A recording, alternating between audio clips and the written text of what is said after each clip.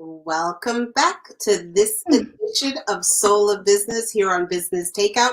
And the reason I'm saying welcome back is because yesterday at our regular scheduled day, we attempted to do this and we had a bit of technical difficulties.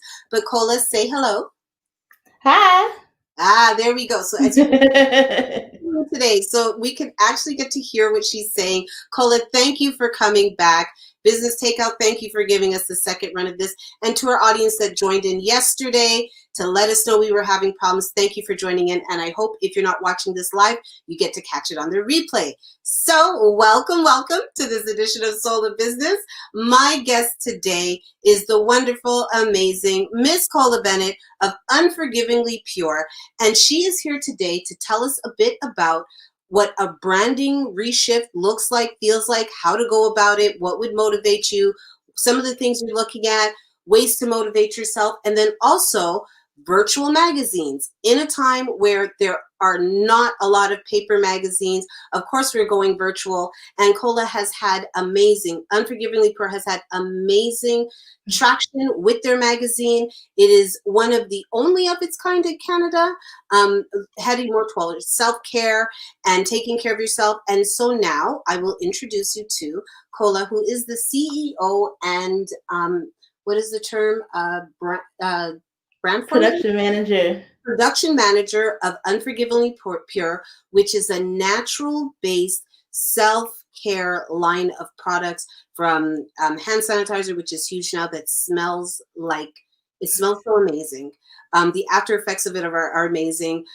Shea butters, body scrubs, and it's all about self-care. And here we have Miss Bennet. So thank you for joining us again, Cola. Thank you for being here.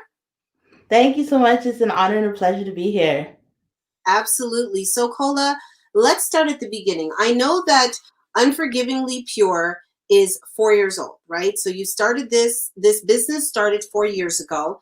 And usually here on Soul of Business, we talk about, the doers come to teach, and people basically who are experienced in business will share with us their information. But in this instance, I think one of the things that's really important in understanding Unforgivingly Pure and their mission and how the rebranding came about as well is to understand the why.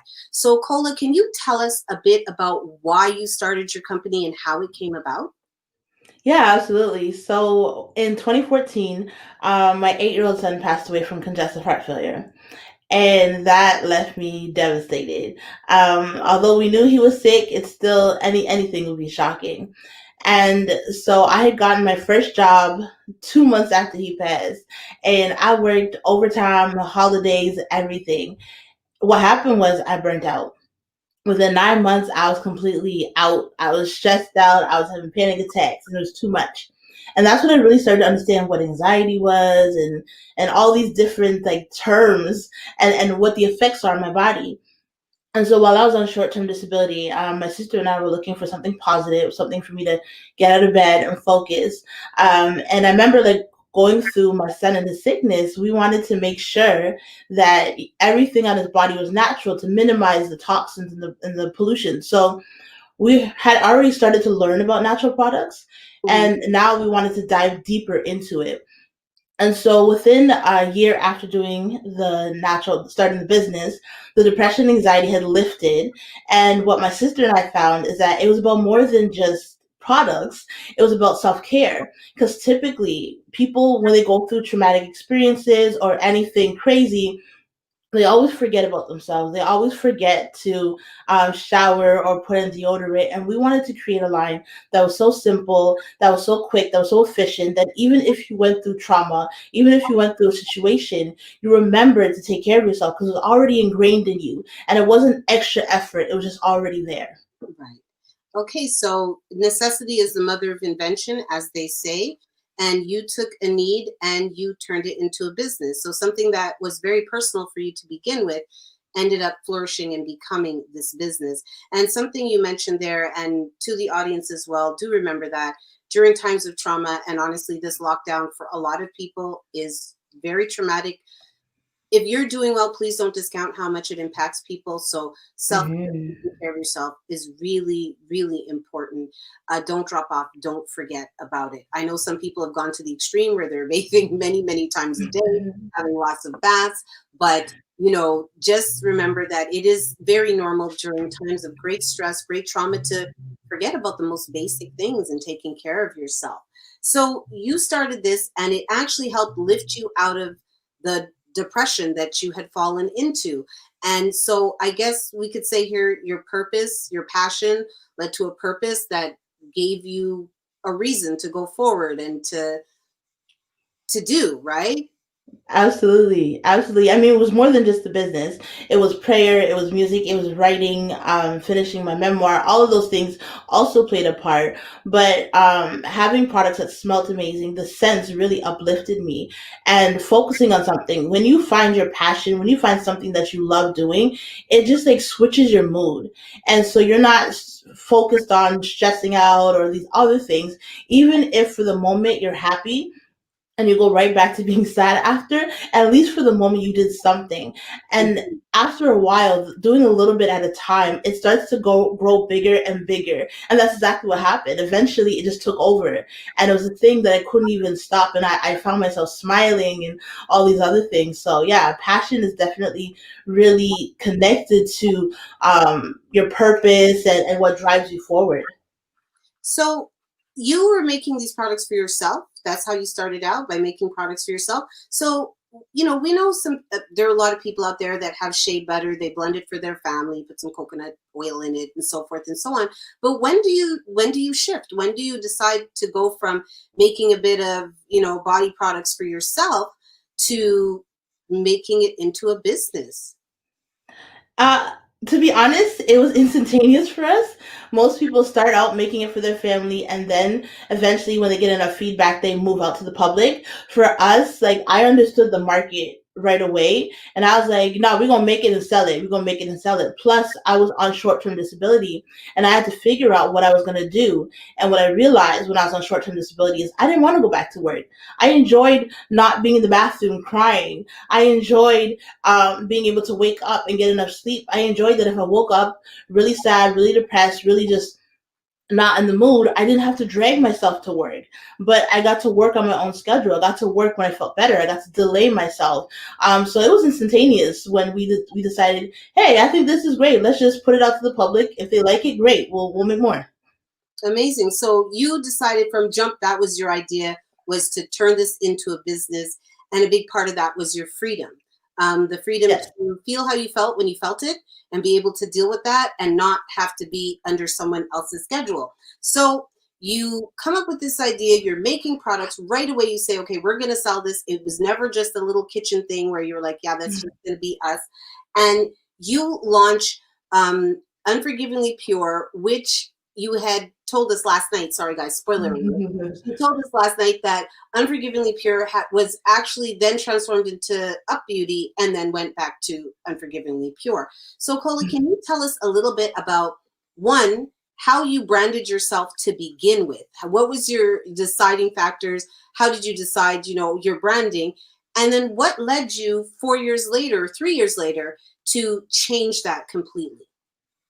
So in the beginning, we had the Unforgivably Pure, but too many people found it really challenging to say unforgivably. They used to say unforgettably, unforgivingly. They came up with so many different names. So we thought, okay, where maybe it's too hard. And then somebody had said, most big brands, they have names that are done by syllables. So like, they said anything more than three was too long. So long goes is two. And so they taught us that the syllables were too long. So we're like, okay, let's cut it down. Also, they said nobody knows what unforgivingly pure means. Like, is it beauty? Is it what industry is it? So based on that, we're like, okay, we're going to switch. When we initially started, we're like, no, we're unapologetically, we're natural. This is who we are.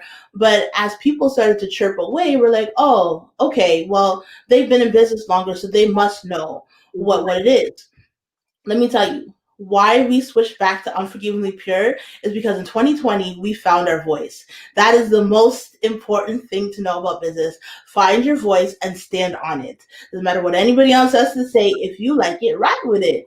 Because 4 years later, we're realizing, hey, we were right the whole time. We should have stuck with it. We should have moved with it. Because back then, what we didn't know is that Unforgivingly Pure was more than just a beauty brand. It was about the wellness. It was about so many other things. So when we branded ourselves back then, we knew what it was. We just couldn't articulate it. Mm-hmm. 4 years later, now we're like, no, no, no. We know who we are. We know how to articulate it, and we know exactly where we're going to go. So no, we're moving back to our name, and we're going to stand in our truth. Okay, so you started out, you had your name, people told you it was hard to say, and that's very interesting to me. I mean, I guess I'm biased. I don't find it a difficult word, unforgivingly. I feel that from the root of the word, there's like a prefix and a suffix put on it, and it's pretty simple. But it's interesting that with big brands, with a lot of fancier brands or luxury brands, people learn to pronounce the most interesting, long, complicated words in other languages with other accents. I mean, sometimes they're constantly mispronounced, but still, people do learn to wrap their name around foreign words altogether, never mind an English word. So I found that really interesting. So you initially launched 4 years ago. You go with the name. You have a peacock as your logo. What brought you to the peacock? How did you? Because I remember when I had first met you at a vendor event, you had the peacock. So what brought you to the peacock? So the peacock was one of our graphic designers' ideas. We initially had a tree logo, and we brought it to him, and he's just like, everybody's doing a tree. Do something different. Like be stand out. We're like, yeah, you're right. Okay, no problem. So that's how we started going with the peacock idea, and we ran with it for so many years, until this year when we realized when we go to shows, the display that we have is always a tree. And so we connected it back that like subconsciously we were always branding ourselves as a tree. There's never really been peacock anything when we do vending shows. So why was this our logo? Why was this representative? And we justified it. We're like, well, peacock stands for confidence and beauty, and that's what we are. But like at the heart of it, what we really wanted to be is natural and a tree, and a really pretty tree, because a tree also connects back to my son KK. His school planted a tree in his honor, and we've never been to his grave. We've never gone to see it, but we go visit this tree that's in downtown Toronto often. And so when someone pointed out, hey, like your son has a tree, you bring trees to the show. Do you think there's a correlation? I'm like, oh my gosh, yeah. It's like light bulbs went off. And so again, like standing in our truths and like really quieting the noise. Because again, that was somebody else's suggestion that we ran with because it made sense, right? Mm-hmm.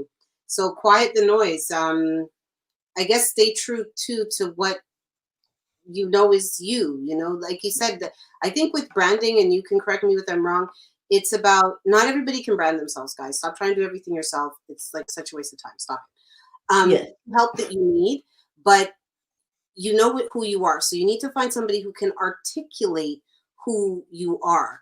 So now 2020 comes, the whole world's shut down.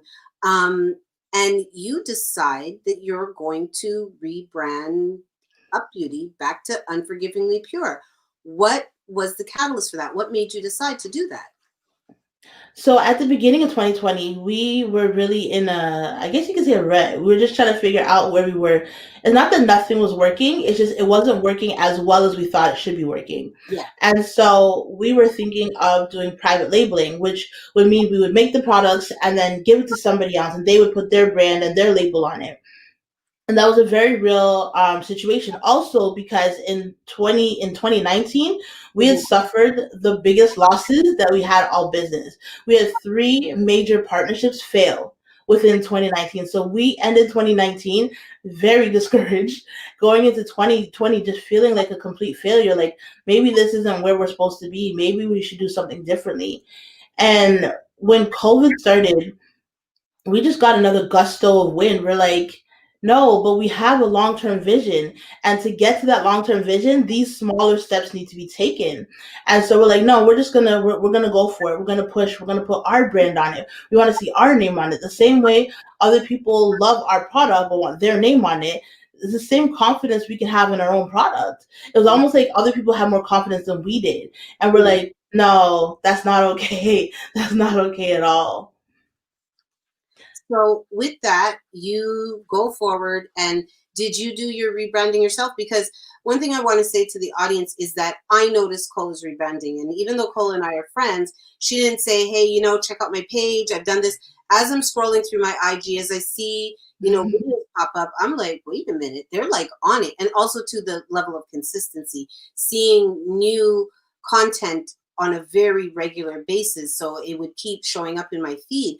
And I saw this coherent, cohesive look and feel, the florals, the self-care, a lot of doing in your new campaign. There was a lot of action. Well, action in terms of, sitting down and getting facials and stuff. But nonetheless, it wasn't just product shots. It was you and your sister, and I think sometimes maybe it's clients or a model, but showing different stuff. So what made you, who did you go to do this? So initially, we had reached out to a brand agency, and we wanted them to do our logo. We're like, okay, the last few logos we've done ourselves, or we hired a graphic designer and kind of tweaked it a little bit. We're like, no, we want to spend money on this. So the consensus was at the time we just tried to do it the cheap way and just like tweak it or whatever. And we're like, no, we need to invest into our brand because we need to invest into this business. It's gonna last a while. So we actually hired somebody who really helped us dig deep and get all these answers out and figure out what our voice was and how to articulate it. And that was really the starting of how we're like, oh, okay, that's what we're supposed to do. How do we go about this? And so they presented us three different logos at the time. We hated all of them. But the process of getting to that was amazing. The process of figuring out what are voices, how do we stand on that, all the questions that they asked, fleshing it out, that's what led us to understand who we were and what we liked and what we didn't like. And then also, like, it was so nerve-wracking. How do you tell somebody, like, yo, I don't like none of these? It's hard, right? And Mhm. so the first company we went to wasn't able to help us, but like I said, the process was great. So then we hit up another friend of mine, and she was actually a customer too, and she's like, the way your products are, I don't see that in the packaging. Something needs to be different. And we had told her, listen, we just spent all this money on this logo, uh, and this is what we got. We showed it to her. She's like, no, let me help you. So she sent us to somebody else, and that person instantly, the vibe, they gave us the same three logos, and we're like, that's it. We're like, finally, somebody understood how to articulate what it is that we wanted. And honestly, it has made the world of difference. All the branding that you see is because of that one person who understood what we wanted. That is amazing. And you just brought something up. So those of you who did not see 2 weeks ago, I had Sophie Taylor of Castlefield Designs on, a luxury brander. Her stuff is absolutely out of this world.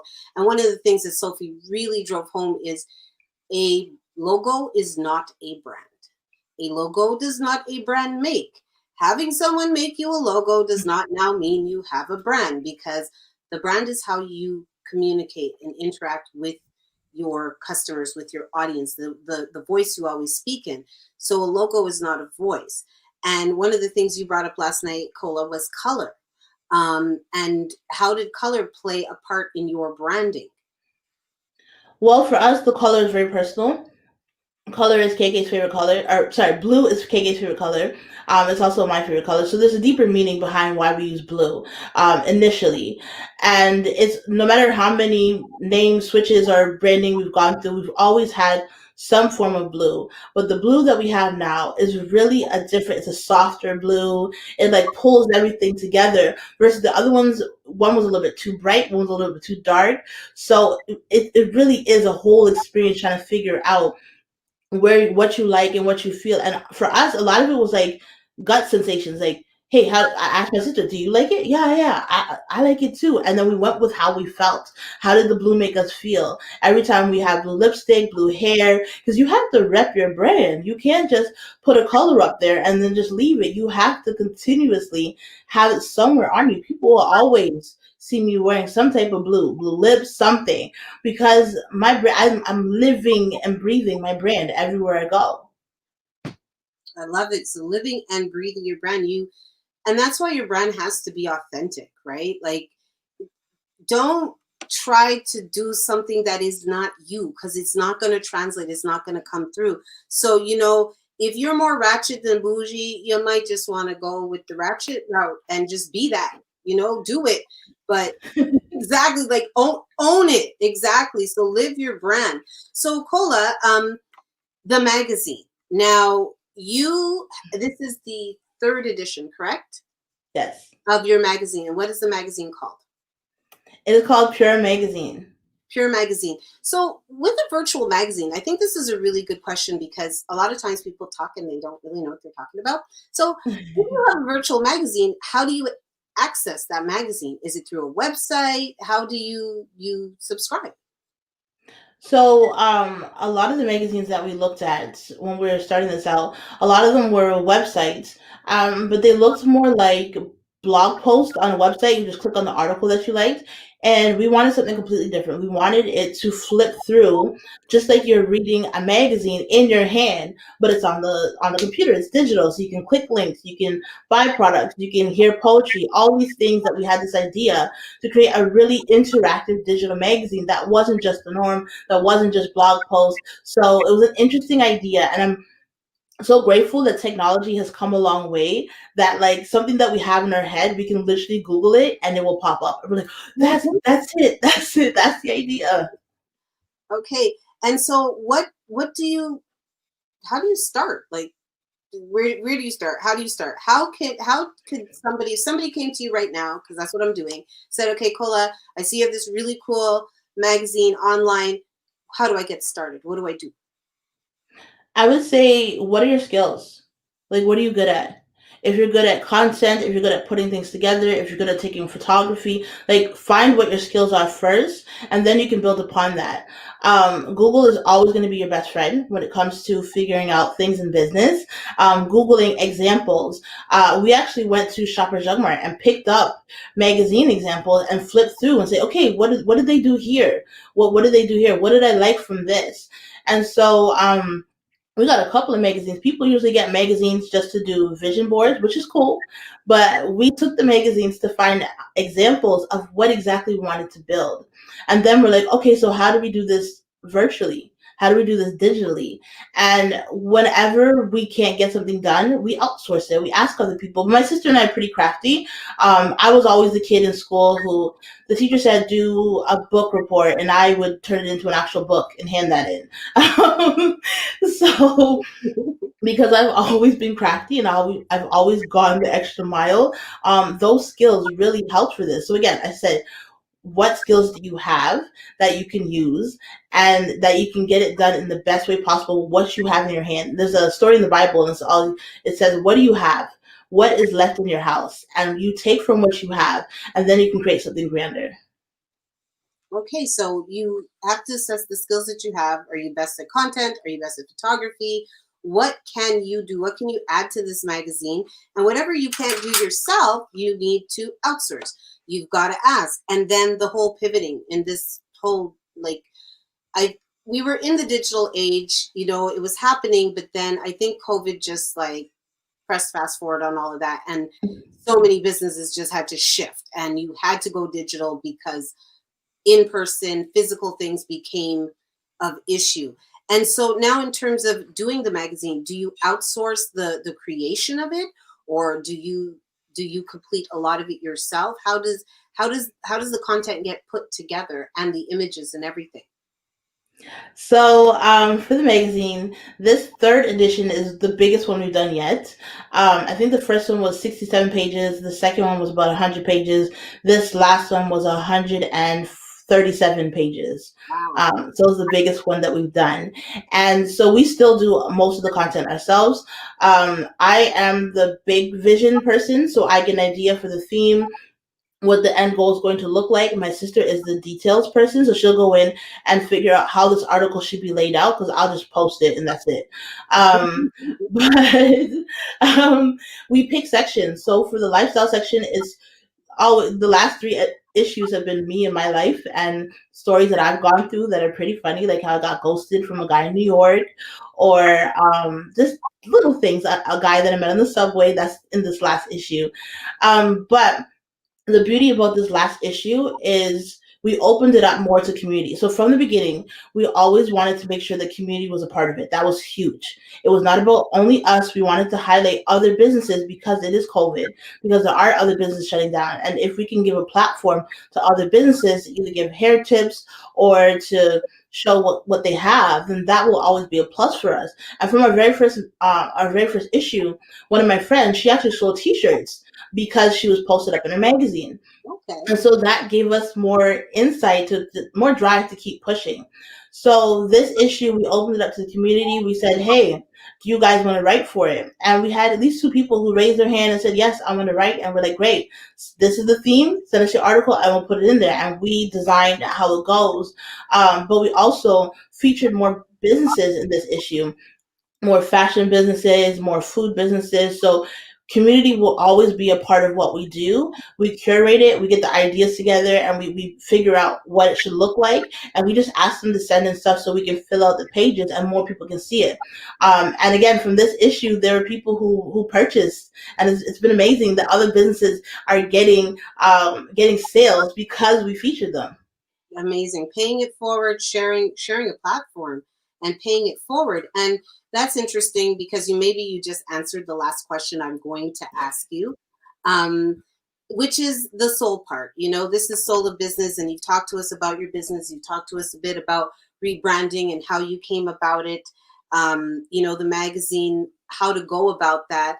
But every successful entrepreneur that I know has a something special, a cause that matters to them. It could be business related, it could just be personal, but there's always another driving factor. There's always something else that pushes them and makes them want to do what they do. And for you, Cola, what is that? Definitely God is my push. God and faith is my life. When I think of where I was in 2014, um, I'm very grateful to be alive. There are times that I didn't think I would make it. There are times that I didn't want to make it. And so I am very grateful to every single person I come in contact with.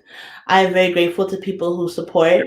I'm very grateful to the people who enjoy our products, who share it, who talk about it. A lot of people, me rallying around a lot of people, have been the soul of this business. When I get to do hand massages and I get to talk to people and touch their hands, um, that is what literally reminds me to keep going. When it gets tough, I say there's people out there who need what you have, and you can't quit and you can't give up. And how dare you try to do something differently than what God has given you to do? There's purpose in what you have, and there's nothing that's going to stop that unless I physically stop myself from doing it. So yeah, it's God, and it's people like you, it's people like the people listening. They're all that keep me going, because I don't have to be here. I didn't have to be here, but I'm still here. And so since I'm still here, I'm gonna live it and I'm gonna keep pushing. Paula, you are amazing. And I do have to say, yes, Jamie Lee, she is amazing. Cola, every single person I know that has ever encountered you has remarked to me what a beam of pure light of joy that you are. And I really have to say that. And I said to you, think of sound clips, and you just gave me one that brought tears to my eyes. So your good student is now going to what you said. But before that, guys, we do have a treat for you. Where have I put it? Sorry for my disorganization. So when COVID first hit, Cola, as you see, in her spirit of giving and always trying to help and pay it forward and do things for other people, made this You Are Appreciated kit.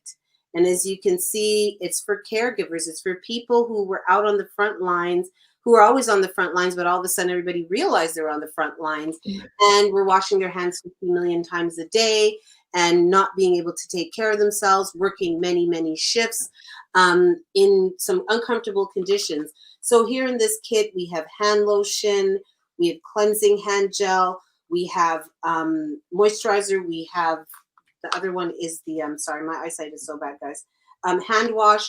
And what we will be doing tonight is giving this kit away to someone who feels they deserve it or someone they know deserves it. So all I'm going to ask of you is to send me a DM, to DM me and tell me if you'd like to win this kit. It will be sent out to you, mailed anywhere within the United States or Canada.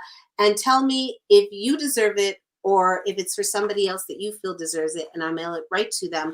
But in the spirit of giving back, as Cola has shown us and taught us, I'd like to give someone with this because Cola is amazing. Her products are truly amazing. I don't endorse things that aren't good, okay? I will only tell you what's good. This stuff is fire. So, in summary, we have Cola Bennet of Unforgivingly Pure Beauty here with us tonight. And Cola came to drop some gems. And the things Cola was talking about were how to start a digital magazine and shifting your brand. So after 4 years in the business, Cola shifted her brand. And one of the things that Cola brings to the table and tells you, and this is something you're going to hear time and time again on Soul Business, when you do what you love, it will move you. When you do what you love, it will make everything matter. It shifts your focus. So turn your passion into purpose. Cola used her time off. She was on short-term disability to launch a business. Sometimes we get lemons. We have to make lemonade, tequila, whatever you do, make something with the lemons, lemon pie. And being on short-term disability gave her the opportunity to launch a business. Another thing is, guys, do not be afraid to decide to launch a business. Cola did not say, oh, I made some stuff and someone told me it was nice. And no, I made this up. I was like, yeah, this is going to be a business. So don't be afraid to just decide you could do something and do it. The freedom that it brings is very important. Cola also spoke about listening to others, actually listening to other people. And sometimes you can totally ignore what they tell you, but it will guide you to something. It may just make you realize, oh, that didn't make no sense, but it helps clarify your vision. So listen to other people. Find your voice. Find your voice and stand on it. That's what the woman said. Stand on your voice. And be able to articulate it. And if you can't really articulate exactly what it is you want to say, go get help. Go get professional help. There's tons of people out here who brand, who do, and logos are not a brand, but do logos, do songs, help you with vision boards. Find yourself a professional to help you invest in yourself, invest in your business. Following up with connecting with what you represent. If you're looking at branding yourself for the first time or rebranding yourself, you have to connect with what you actually truly represent. If you are ratchet, be ratchet. If you're bougie, be bougie. Don't try to go just with the trends or what everyone else is doing, because what will happen is your little shell is going to crack. Your facade's going to crumble and it's not going to be good. Quiet the noise around you. Know your strengths. Have confidence in your products. Believe in yourself. Cola was going to sell out her brand to be private labeled. And it's not to say she can't private label some stuff, make money, but she decided that she had something to say and really wanted to say it and did that with her company. Find the people who fit. Back to getting someone to help you with your branding. It's okay to hate everything someone does. They're just not for you. And they may be for someone else, and they may do a great job for someone else, but it is okay to say, this is not for me, move on. Find someone else who fits with your brand and understands your vision. As Cola with her beautifully painted lips, and you see I am wearing blue to out of respect for the woman, rep your brand, live your brand. Again, when you're really living what you represent, it's so easy because every time someone runs into you, you're going to be who you claim you are. And then it's so easy. And then, as we said, outsource. And this was also too about pivoting in a digital age, looking at what can no longer be done physically for whatever amount of time and putting it into something that can translate, something that can make you money today. We don't know when we're opening up, guys. So really think about whatever you're doing and how to make it work right now. So Miss Cola, how did I do? Amazing. Amazing. That's exactly it. That's exactly it. And for people to remember to prioritize self-care, to live an elevated self-care lifestyle, it will get you through the tough times. Like, people don't have to do it alone. Find your tribe, but make sure whatever you do, self-care is always a part of it. Absolutely. And Cola, how do they find you? How do we find Unforgivingly Pure? How do we buy products? How do we find the magazine? Where do we go? Okay, so the magazine is on the website, which is on the screen. You can find all 3 issues. And you can follow us on Instagram. We're doing a lot more on self-care this year. We're being very intentional about how we show up this year. So at Unforgivingly Pure, both on Instagram and Facebook, y'all go see a lot of us. Absolutely. I'm seeing them and I am loving what I'm seeing. Cola, thank you for coming back. I'm so glad the audio got fixed. I'm sure a lot of people were blessed with your voice today. Thank you for sharing. Thank you for caring. Thank you for doing Up Beauty. I actually have to order some more hand sanitizers. They are the big, they smell so good. Honestly, people, please go on the site. Believe you me, I'm going to offer you my own money back guarantee. Those hand sanitizers, and if your hands have not smelled better and felt better than they have with all that goopy garbage that they have in the stores at the entrance, I show them my kitchen. I'm like, no, please don't do that to me. So go out there, get your hand sanitizer. I'm telling you, it is the best I have tried up to this day. So have a wonderful night, everybody. Thank you for joining us here today. Kind of like a special day, but we got it done. And I will be back next Thursday, 7 o'clock, with another amazing guest. And we will be dropping gems because each one teaches one. Have a good night.